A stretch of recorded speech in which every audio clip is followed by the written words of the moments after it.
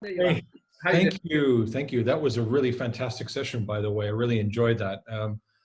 Really interesting pieces of information. So thanks for that. Cheers for that. Fantastic. Well, a bit of a segue into risk intelligence then. Uh, you have the floor, and very much looking forward to your presentation. Okay, great. So let me know if you can see the presentation just to make sure. Yes, it's all great there. It's all there. Okay, fantastic. So we're going to get into the information very quickly, pre-COVID and what changed after COVID. So pre-COVID, like most of what you've already heard in the session previously, we were chasing after bits and pieces of information that were extremely complex, ranging from things that are corporate or cyber espionage relevant, things that are relevant for cyber risk intelligence, and just general threat, risk, and APT research type information, 0 days, that kind of stuff. And the types of information that we got before COVID-19, we were looking at over 8 billion, now we're up to 10 billion breached accounts, emails, users, that kind of stuff for credential stuffing, over 30 million DSL modems that were turned into potential botnet members for various different attacks from 2015 all the way up to now. And that's constantly evolving. More than 300 million Tor servers, clients, and relays, which is also increasing for folks that use this as a tactical network to basically disseminate information for various different campaigns that they're leveraging. Then more than 1 million IRC chat servers and I2P and different types of peer-to-peer based networks that are much harder to detect and to find when you're looking for adversaries. And then before COVID-19, we were tracking what we called Operation Kraken, which was the second, third generation of APT groups, which was derived of over 6 different nations, including Russia, China, Iran, North Korea, Brazil, and some other countries as well. It was very interesting. So now, since we're moving into COVID-19, some of the things that we are seeing is that the way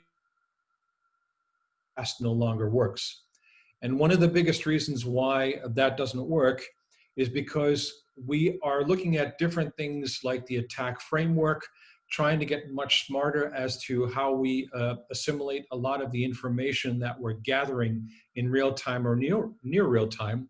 And just like some of the folks said previously before in the last sessions, is that people are very quickly getting an information overload.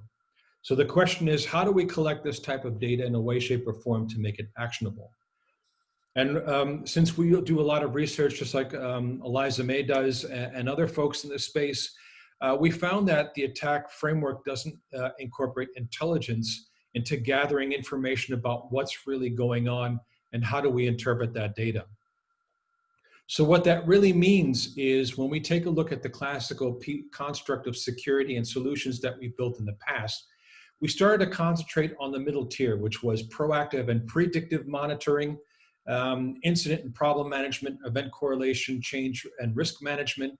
And then we started to go into APIs, using agents and logs to collect information to find out about the status of a given IT asset in a given space of time. We thought at that point in time it was enough information.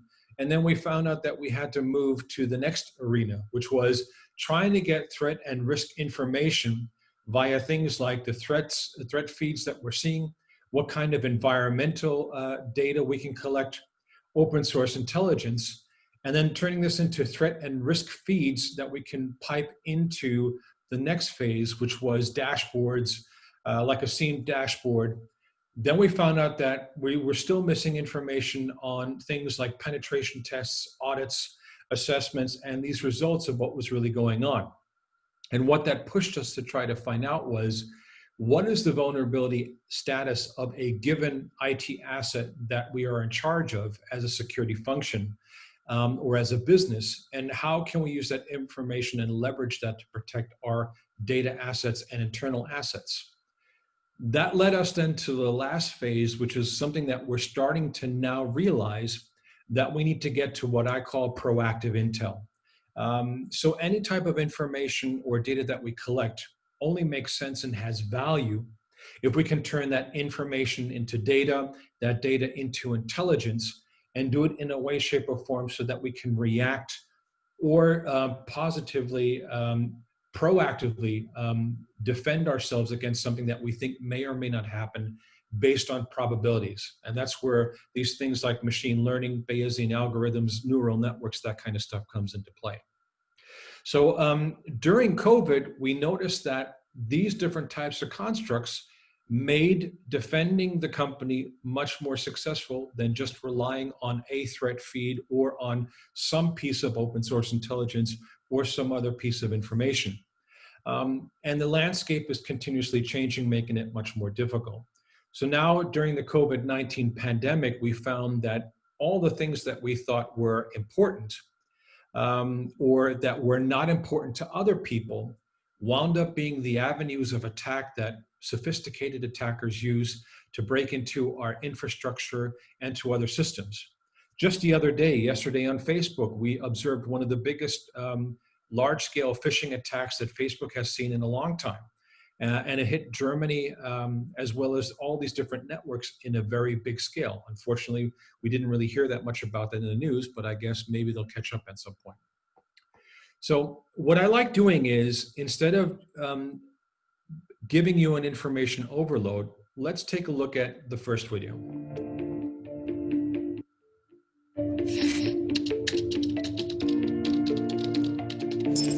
Today's world and the existing pandemic shows us how important infrastructure is. It also shows us how important people are. And protecting them really is.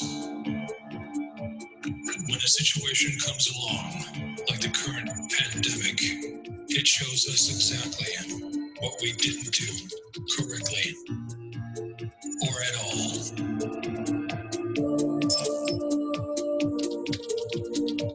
The things, investments, actions, and tasks someone thought you wouldn't notice are now the things that make us vulnerable.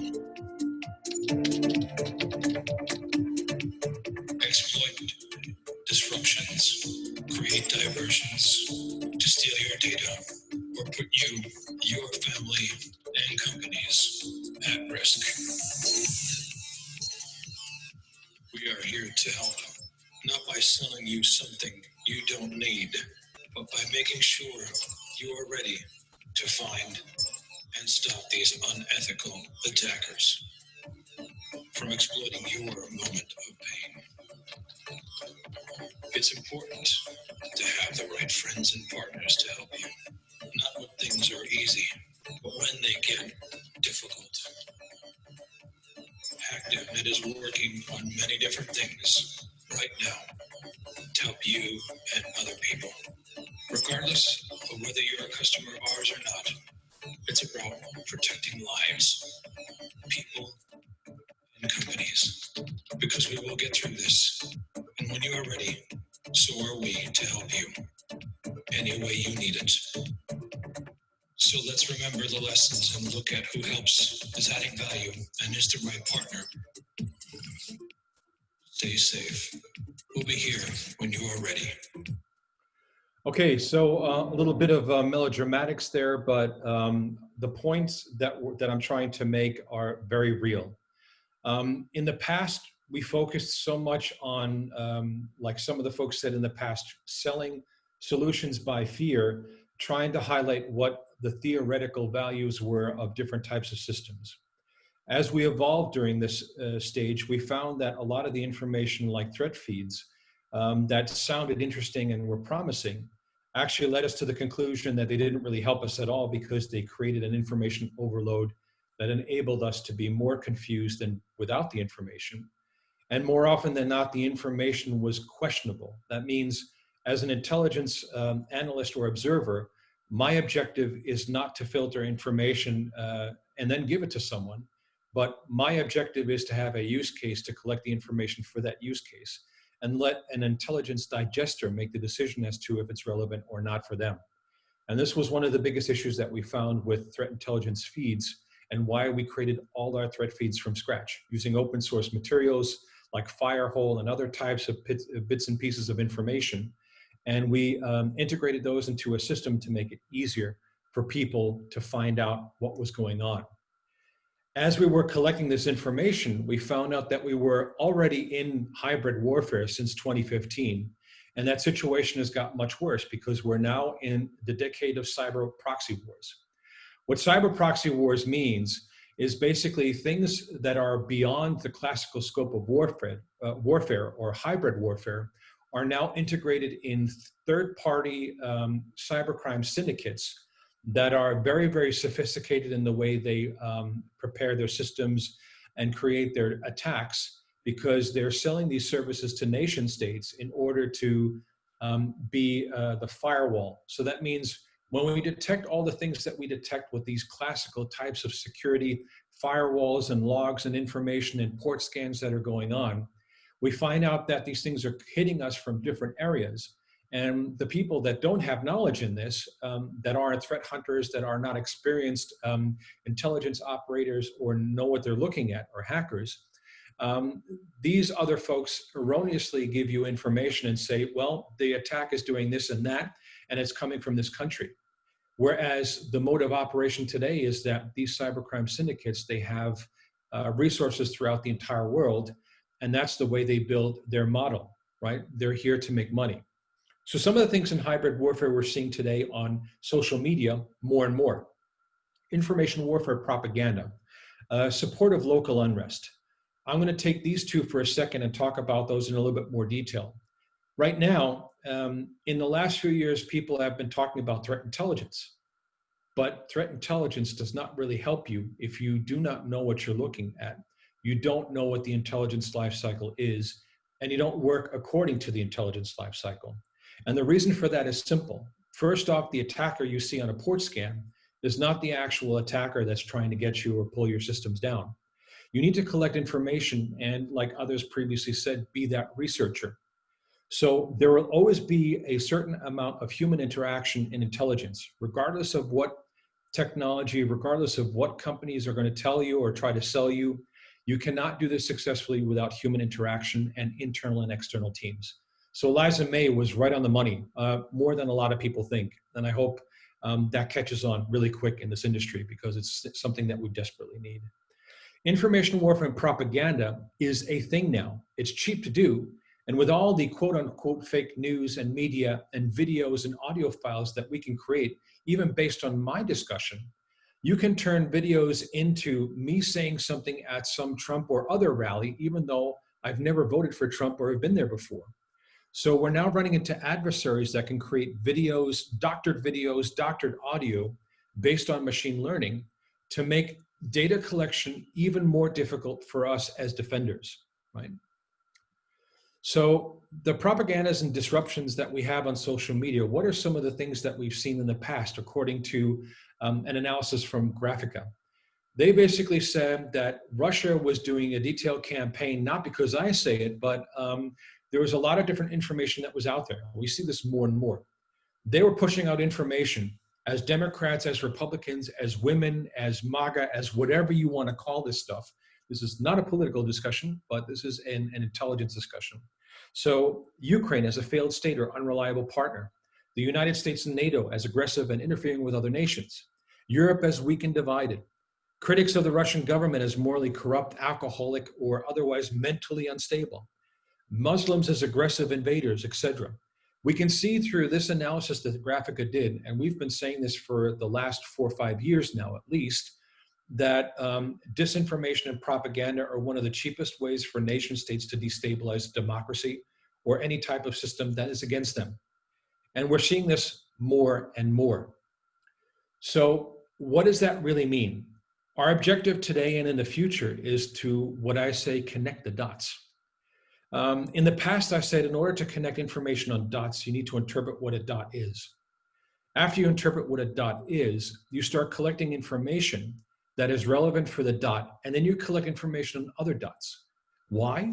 Because in gathering intelligence, you don't know what may or may not be relevant for you until you collect as much information as possible and start to make the logical conclusions of how one point here relates to a point here, relates to a point there. And as you build this, this globe, this puzzle, a picture starts to emerge that will give you a probability of something that may or may not happen, connecting the dots. And this is something that we haven't really done that well in the past, and what we're working on as a company. So the next video that I'm going to talk about is why we're doing this. Why should we care? What does this really mean?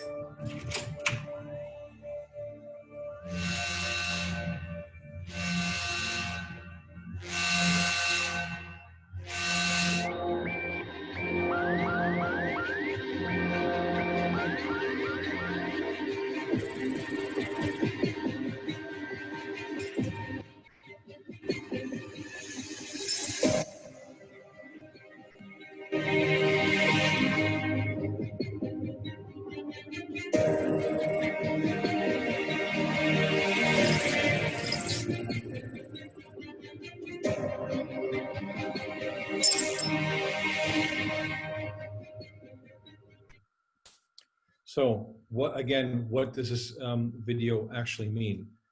We're seeing that attacks are no longer something that are highly theoretical that just attack computer systems.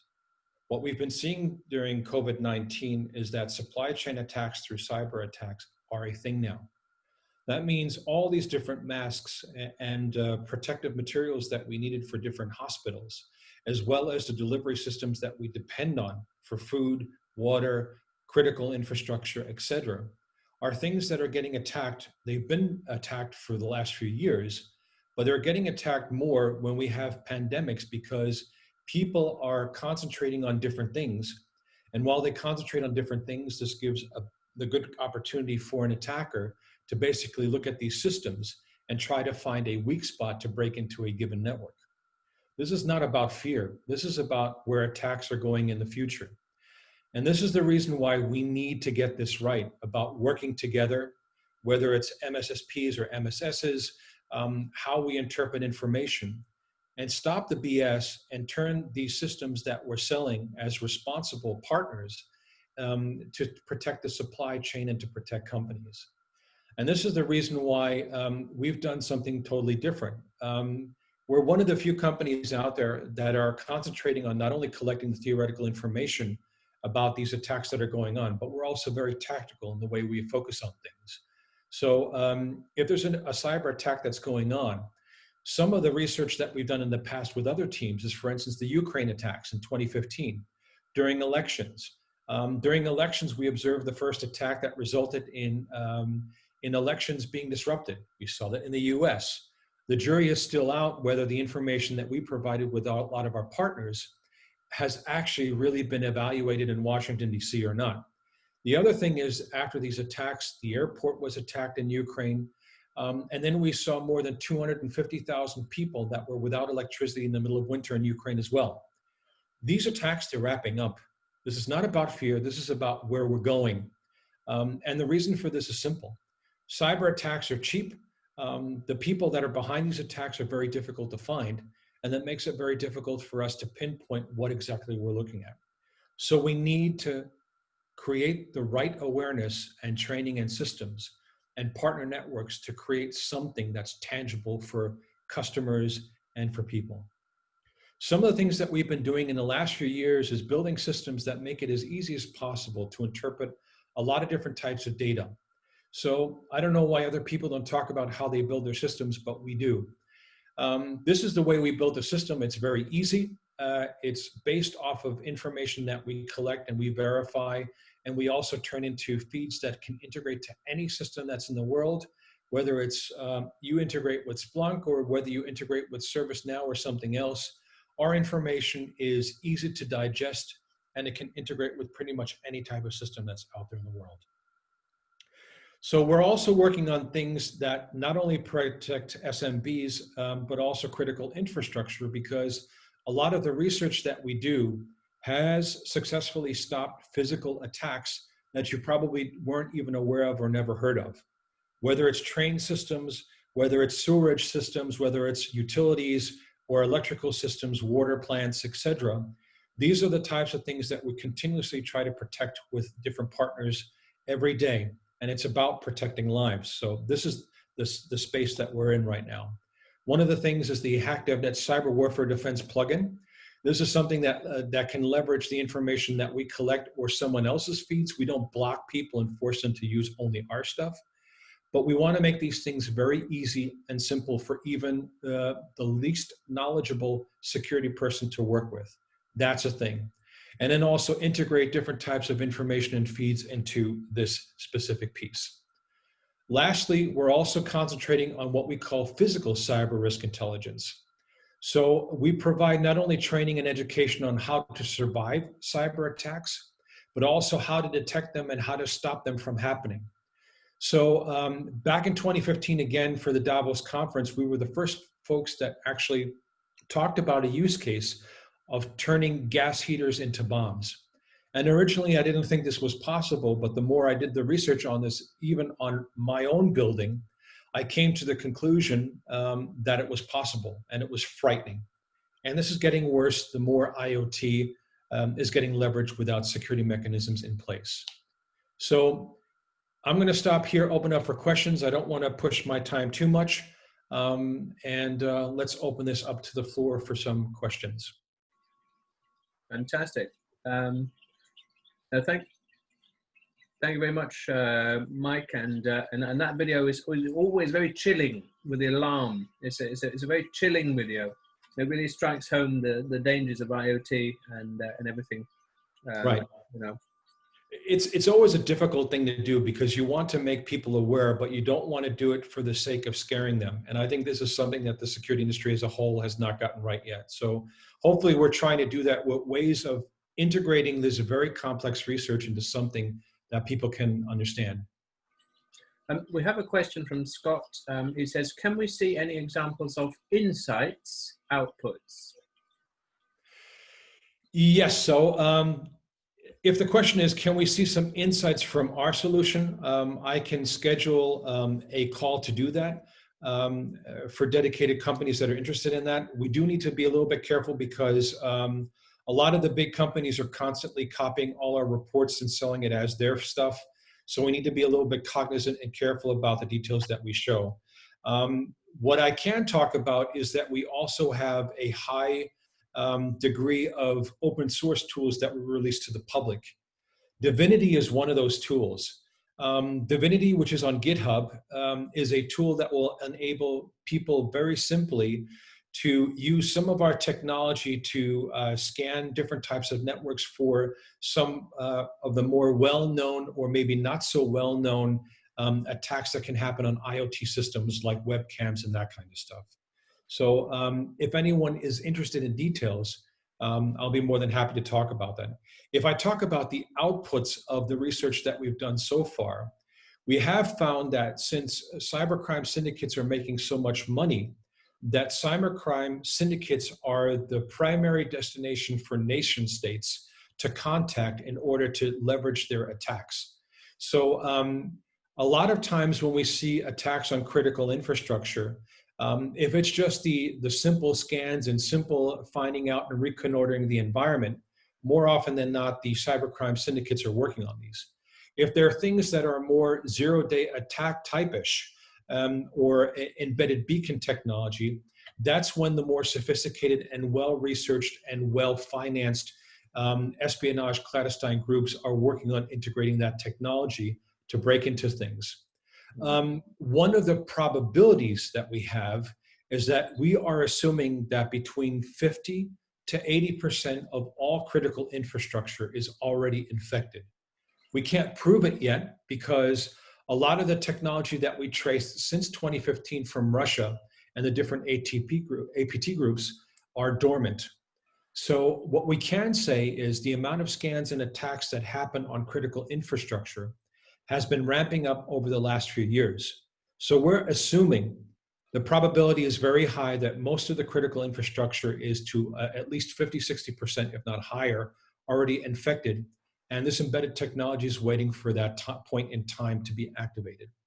What happens in hybrid warfare is a nation state that targets another nation state waits until day X arrives. And when day X arrives, they basically send the commands for dormant technology to awaken and to start doing things. Now, in 2015, what we observed is exactly this behavior when the entire industry, the media industry, Starlight Industries, was disrupted a day before elections happened, a few hours. And that technology started to infect and fill up hard drives. It targeted media systems that had videos that were basically involved in broadcasting and attempted to disrupt the entire system during elections. So that was the first time we saw this type of attack in 2015. And everything that's happened since then indicates this technology is much more sophisticated, and the degree of infections, we believe, is much higher than people think. Yeah, definitely. I'm not sure if that answers the question of outputs, though. So yeah, maybe. I think so. And you know, there's definitely that. I think maybe a few years ago, people would look at a presentation such as this and say, "Why are you talking about nation-state actors?" Well, but of course, the link between level 1 criminality and nation-state actors is sometimes very much connected. Right. So we see a lot of this happening too on social media, right? So the way Russia, China, and other countries work, even Iran and North Korea, is they create pseudo users on different social media. They pose as both sides, as Republicans, Democrats, as liberal, as right-winged, as whatever you name it. And these accounts, they basically are programmed to create disruptions. Now, when you collect data over a longer period of time and you start connecting the dots, you see that a lot of these accounts with MAGA and other things, back in 2016, we started seeing correlations to the way these different accounts mysteriously popped up and then disappeared after elections were over. And they coordinated different activities to disrupt and to troll people. And this has just gotten worse. I mean, take a look at how toxic Twitter has become. Take a look at how many different types of things you see on Facebook and on other social media, right? So these things are already happening. They're happening in real time. And connecting the dots is the only meaningful way to turn all this information that we think is not connected into what it really is, and then connecting the dots. That's spooky, but it also brings it home. Yeah. I mean, now that we know, I mean, the good thing is now that we know this, then we can start working towards training and systems and partnerships to make this work, right? Part of awareness's strength is knowing and being aware of the situation so we can change it. We can change it. In the audience, we've got Philip Ingram, and he's got a question, and I don't know, I'd rather you read it than I read it on a Zoom platform. Mike, are Iran and North Korea not just plausibly deniable outlets for Russia and China, as they both own the only 2 internet pipes into North Korea? So, very good question. Iran and North Korea are not the only outlets that are used for Russia and China. And there's a lot of different connections and disconnections. I think the biggest issue that we have right now in collecting intelligence is trying to get to the conclusion of what is valuable, what is authentic information, and what we can trust. And at this point in time today, in 2020, it's become so much more difficult to understand and to trust the data that we're collecting, if it's really, in fact, something that's true or not. Many different outlets are used by many different nation states, and a lot of these nation states mix the information up to not only have their plausible deniability, but also to get people confused as to, if you think Russia's behind something, in order for you to make that assumption, you not only have to collect the data, but you also have to understand how Russian intelligence and how the FSB or their tactics work. And this is what I think Eliza May and other people, the points that they're making. You need to not only have the technology and the data out there, you need to have the experience and the training on how to interpret what you're seeing in front of you and how to find out if it is or isn't what you think it is. So I think the biggest issue in trying to find out who the actual attacker is trying to avoid coming to the wrong conclusion quickly, and also collecting information in a systematic thinking type of way. This means on a strategic level to subtract the bias of me or someone collecting the information and using a system with mathematical principles and logic that is not influenced by my emotion or someone else's emotion or beliefs. I hope that answers the question somewhat. Yeah, no, brilliant, and I think you and Philip should connect offline as well. I think you'd like to get to know each other. I'll do an email introduction. Well, perfect. We are now slightly over time, but this has been a great tour de force, and you know, it's a crucial piece of the SOC of tomorrow. So yeah, please give Mike a wonderful virtual round of applause. We always love having you back, and thank you very much to Hakdefnet for supporting the event.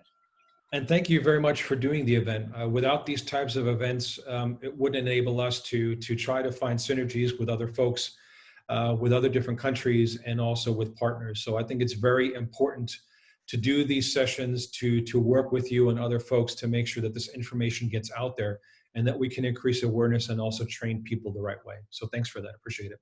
Thank you. Can I put your email in the chat box? Yes, sir, you can. Okay, I'll do it. Fantastic. Well, I'll see you in the audience, and thank you very much. Thank you. Fantastic. What a tour de force of the SOC of the future we've had today already. Nice comments from Nathan, Ed, thanks very much. Please keep those SOC future hashtags coming on LinkedIn and Twitter. It's really lively at the moment. Now, many of you remember that we, of course, work very heavily with the Circuit magazine and the BBA, and so we're deeply interested in technology and close protection, executive protection. So we're going to assemble our final panel where we're going to look at what game-changing SOC technology could revolutionize executive security.